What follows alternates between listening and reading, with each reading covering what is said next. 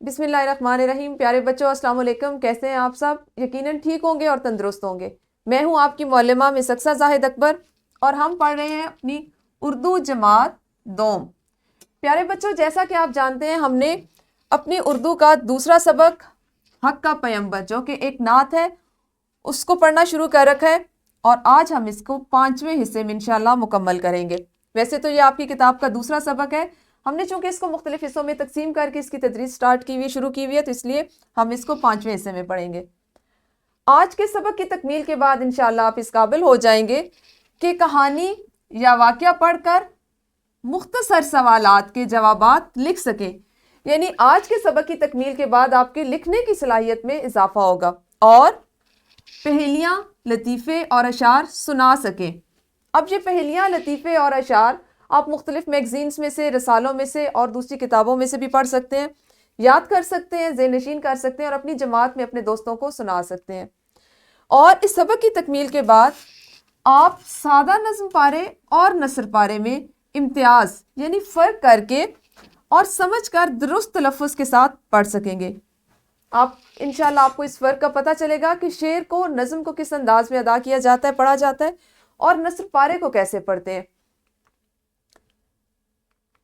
پیارے بچوں، نبی اکرم صلی اللہ علیہ وآلہ وسلم نے فرمایا، تم میں سے کوئی شخص اس وقت تک کامل مومن نہیں ہو سکتا، یعنی مکمل اس کا ایمان نہیں ہو سکتا، مکمل مومن نہیں ہو سکتا، جب تک کہ میں یعنی آپ صلی اللہ علیہ وآلہ وسلم اس کے نزدیک، اس کے باپ، اس کی اولاد اور تمام لوگوں سے بڑھ کر محبوب اور عزیز نہ ہو جائے۔ یہ صحیح بخاری کی ایک حدیث ہے اور اسی حدیث کو ہم آگے لے جا کے اپنا جو آج کا سبق ہے اس میں اس کو دیکھیں گے، اس سے پڑھیں گے۔ اپنے آج کے سبق کے باقاعدہ آغاز سے پہلے ہمیشہ کی طرح ہم کل پڑھے جانے والے سبق کی کچھ دہرائی کرتے ہیں۔ آپ مجھے بتائیے کہ کل آپ نے پڑھا ہمارے نبی صلی اللہ علیہ وآلہ وسلم کافی عرصہ پہلے یا کچھ عرصہ پہلے اس دنیا میں تشریف لائے، تو کیا آپ مجھے بتا سکتے ہیں کہ جو نعت حق کا پیغمبر ہم پڑھ رہے ہیں اس میں آپ نے جو چیز پڑھی کہ ہمارے نبی صلی اللہ علیہ وآلہ وسلم کتنی صدیاں پہلے اس دنیا میں تشریف لائے؟ ہاتھ کھڑا کرنا ہے اور باری باری اپنا جواب دینا ہے۔ بالکل صحیح، ہمارے نبی صلی اللہ علیہ وآلہ وسلم تقریباً 14 صدیاں پہلے اس دنیا میں تشریف لائے، یعنی 1400 سال پہلے اس دنیا میں تشریف لائے۔ اچھا، اب آپ کے پاس یہ ایک شعر لکھا ہوا ہے، ٹھیک ہے؟ اس کو آپ مجھے شعر کے انداز میں پڑھ کر بتائیں۔ آپ کو اس کو ادا کرنے کا، پڑھنے کا انداز یہ ہو کہ یہ نثر پارا نہ لگے، نثر کی طرح نہیں پڑھنا بلکہ اس کو آہنگ اور لے سے پڑھ کے بتانا ہے۔ شاباش، ہاتھ کھڑا کیجیے اور بتائیے۔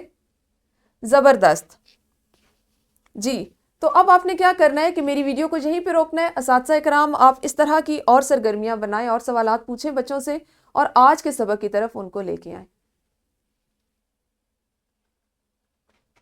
جی تو پیارے بچوں، کل کے سبق کی دہرائی تو ہو گئی۔ آپ مجھے بتائیں کہ سب سے پہلے نبی کون تھے؟ آپ میں سے کسی کو پتہ ہے کہ سب سے پہلے نبی کون تھے؟ جی، ہاتھ کھڑا کر کے بتائیں۔ بالکل صحیح، سب سے پہلے نبی حضرت آدم علیہ السلام تھے۔ ہاں جی، ہمارے پیارے نبی صلی اللہ علیہ وآلہ وسلم کو نبیوں کا سردار کیوں کہا جاتا ہے؟ ہاتھ کھڑا کیجیے اور بتائیے۔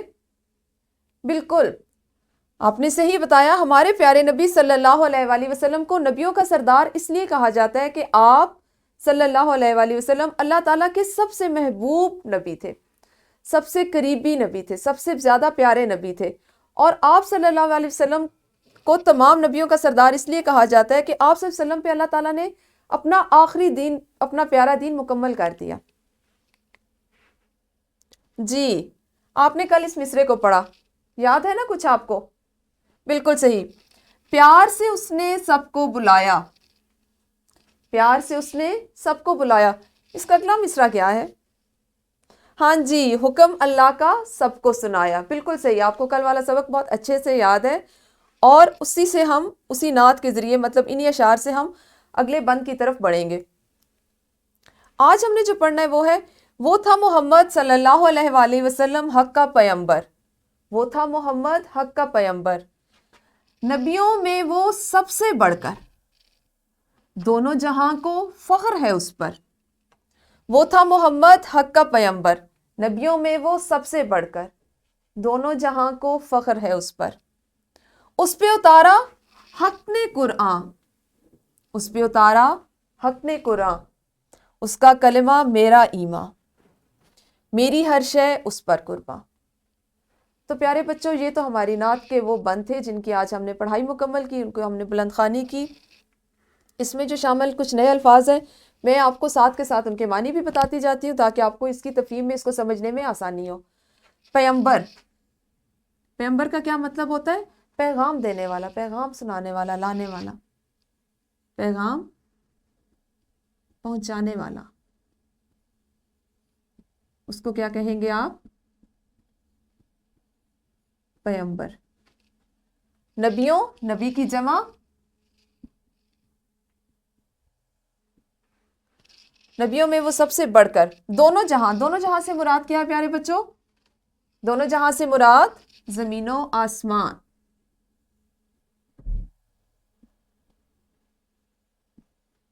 فخر، ناز۔ اچھا، اس پہ اتارا حق نے قرآن، یہاں پہ حق سے کیا مراد ہے؟ حق کا ویسے تو مطلب ہوتا ہے سچ، یہاں پہ حق سے مراد ہے اللہ تعالیٰ، کہ اللہ تعالیٰ نے اس پر سچا دین، سچا اپنی کتاب قرآن پاک نازل کیا۔ اس کا کلمہ یعنی اس کا کلام، آپ صلی اللہ علیہ وسلم کی بات، میرا ایمان، ہمارا یہ ایمان ہے نا کہ آپ صلی اللہ علیہ وسلم کے منہ سے نکلی ہوئی ہر بات پہ ہم ایمان لاتے ہیں، ہم اس پہ من و ان یقین کرتے ہیں۔ میری ہر شے، شے کا کیا مطلب ہوا؟ چیز، بالکل صحیح، اس پر قربان، کس پر قربان؟ آپ صلی اللہ علیہ وآلہ وسلم پر۔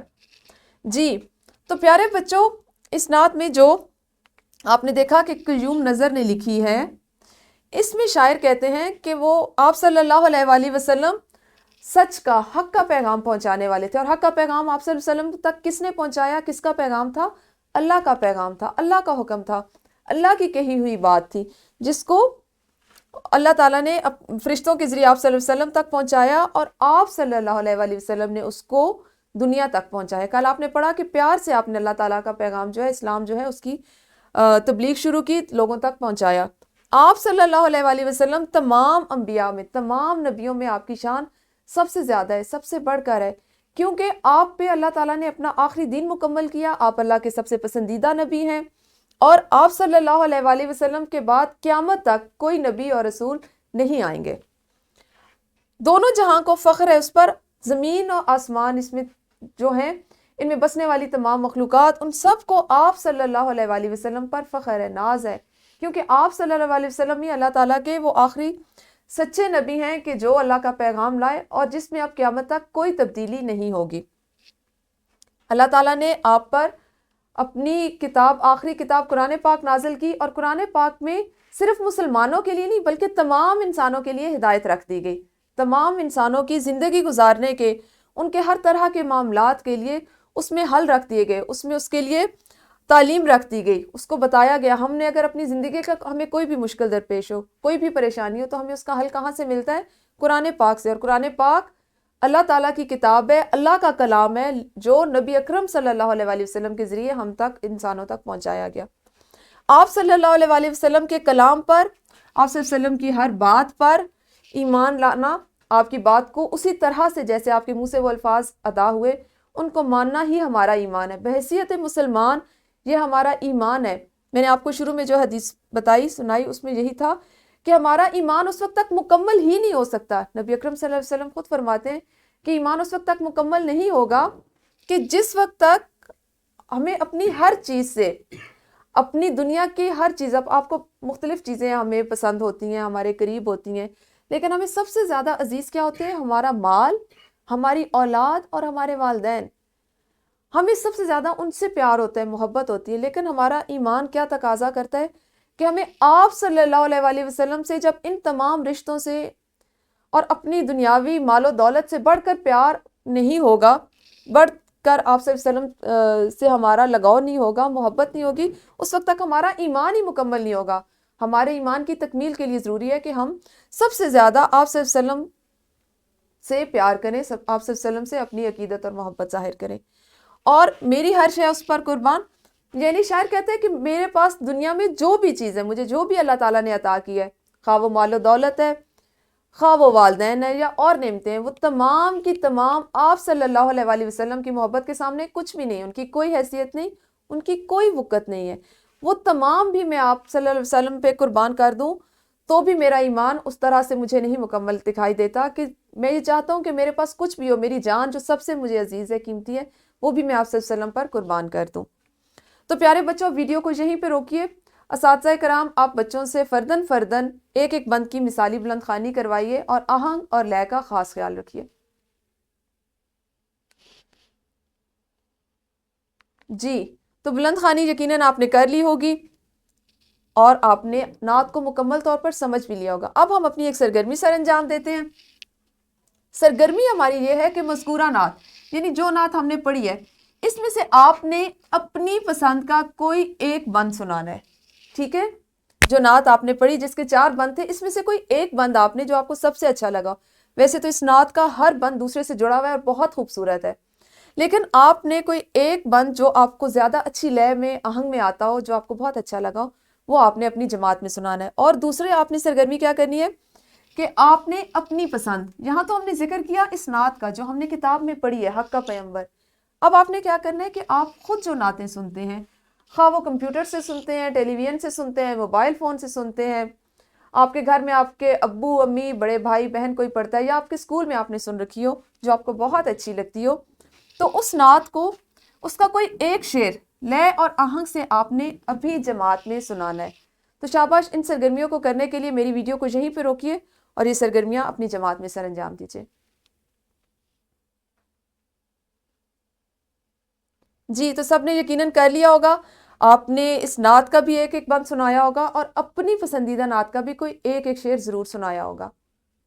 اب ہم بڑھتے ہیں اپنے کام کے اگلے حصے کی طرف، جو ہے مشق۔ اور مشق ہم کہاں سے کرتے ہیں؟ اپنی کتاب میں جو دی گئی مشق ہوتی ہے، اس سے ہم جو سبق پڑھ رہے ہوتے ہیں اس کی مشق کرتے ہیں۔ مشق میں سوال نمبر 3 ہے آپ کا، نعت کو مد نظر رکھتے ہوئے درست جواب کا انتخاب کریں اور متعلقہ دائرے کو نیلے قلم سے بھریں، ٹھیک ہے؟ سب سے پہلے آپ کے پاس صدیاں کا مطلب ہے 10 سال، سینکڑوں سال یا 20 سال۔ تو آپ نے غور کرنا ہے اس پہ اور جو درست جواب ہے اس کو انتخاب کرنا ہے۔ دوسرا ہے آپ کے پاس جملہ یا سوال، نبی کریم صلی اللہ علیہ وآلہ وصحبہ وسلم کو اس نعت میں کہا گیا ہے پاک اور سادہ، نیک اور سچا، یا دونوں؟ تو آپ نے نعت کو دوبارہ ذہن میں لانا ہے، اس پہ غور کرنا ہے اور جو درست جواب ہے صرف اس کا انتخاب کرنا ہے۔ پیارے بچوں، اس طرح کے جو آپ کے پاس کثیر الانتخاب جوابات ہوتے ہیں، ان کو مکمل کرتے ہوئے ہمیشہ غور سے اور بار بار پڑھ کے کیا کریں، کیونکہ آپ ایک وقت میں صرف ایک دائرے کو بھر سکتے ہیں۔ ایک سے زیادہ دائرے کو بھریں گے تو وہ آپ کا غلط تصور کیا جائے گا۔ تیسرا ہے آپ کا ڈیش فخر ہے اس صلی اللہ علیہ وآلہ وسلم پر۔ کس کو فخر ہے؟ صرف دنیا کو، دونوں جہاں کو، یا صرف مسلمانوں کو؟ تو صحیح جواب کا انتخاب کرتے ہوئے آپ نے متعلقہ دائرے کو نیلے قلم سے بھرنا ہے۔ جو چوتھا جملہ ہے وہ ہے نعت میں تعریف بیان کی جاتی ہے۔ اس کی تعریف بیان کی جاتی ہے، آپ کو بہت اچھے سے اس بات کا پتہ ہے، ہم نے اپنے کل کے سبق میں بھی پڑھا، اور جب ہم نے سبق کا آغاز کیا تو تب بھی میں نے آپ کو بتایا کہ نعت کسے کہتے ہیں۔ تو نبی اکرم صلی اللہ علیہ وآلہ وسلم کی، قرآن پاک کی، یا اللہ تعالیٰ کی؟ 5واں سوال آپ کے پاس آ گیا، نبی اکرم صلی اللہ علیہ وآلہ وسلم کی بعثت کو عرصہ گزر چکا ہے، کتنا عرصہ گزر چکا ہے؟ تقریباً 13 صدیاں، تقریباً 14 صدیاں، یا تقریباً 15 صدیاں؟ درست جواب کا انتخاب کرنا ہے اور متعلقہ دائرے کو نیلے قلم سے آپ نے بھرنا ہے۔ اس کے بعد دوسرا سوال جو ابھی آپ نے جماعت میں کرنا ہے وہ ہے سوال نمبر 5، جس میں ہے درج ذیل سوالات کے جوابات تحریر کریں۔ آج ہمارا ایک مقصد یہ بھی تھا کہ کسی نظم یا نثر کو پڑھ کے آپ ان کے جوابات، مختصر سوالات کے جوابات لکھنے کے قابل ہو سکیں۔ اس کا دوسرا ایک حصہ جو جزو ہے وہ ہے دونوں جہان کو کن پر فخر ہے؟ آپ نے آج جو بند پڑھے اس میں اس کا ذکر کیا گیا، اس میں آپ نے اس کا پڑھا ہے، تو آپ نے اس کے مطابق اس کا جواب لکھنا ہے۔ اور چوتھا اس کا جو جزو ہے، کیونکہ اس کا پہلا، تیسرا اور 5واں جزو ہم اپنے کل کے بند سے متعلقہ تھے، ان کو کل کر چکے ہیں، تو اس لیے چوتھا اس کا ہے، اللہ تعالیٰ نے قرآن مجید کس نبی پر نازل کیا؟ ان دونوں سوالات کے جوابات اور کثیر الانتخابی جو آپ کے سوالات ہیں، ان کو دونوں کو آپ نے ابھی جماعت میں کرنا ہے۔ اس کے لیے ضروری ہے کہ آپ میری ویڈیو کو یہیں پہ روکیے اور اس کام کو جماعت میں سر انجام دیجیے۔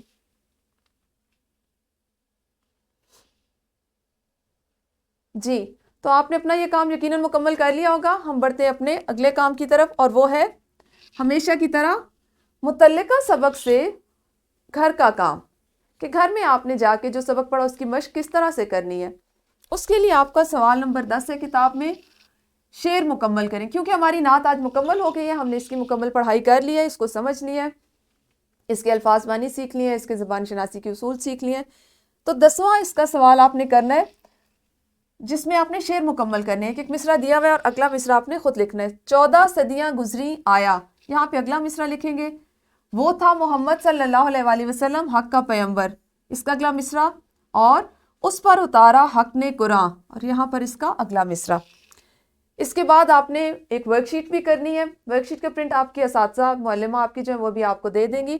اس کو آپ نے گھر لے جانا ہے اور گھر میں کرنا ہے. ورک شیٹ کا آپ کا جو پہلا سوال ہے وہ ہے نعت کے خاص الفاظ کی املا والدین کی مدد سے کریں. اس جگہ پہ آپ نے اپنے امی یا ابو یا بڑے بھائی یا بہن کے ساتھ بیٹھ کر وہ آپ کو الفاظ بولیں گے جو نعت آپ نے کتاب میں پڑھی، اس کے الفاظ وہ آپ کو بولیں گے اور یہاں پہ آپ نے ان الفاظ کی املا لکھنی ہے.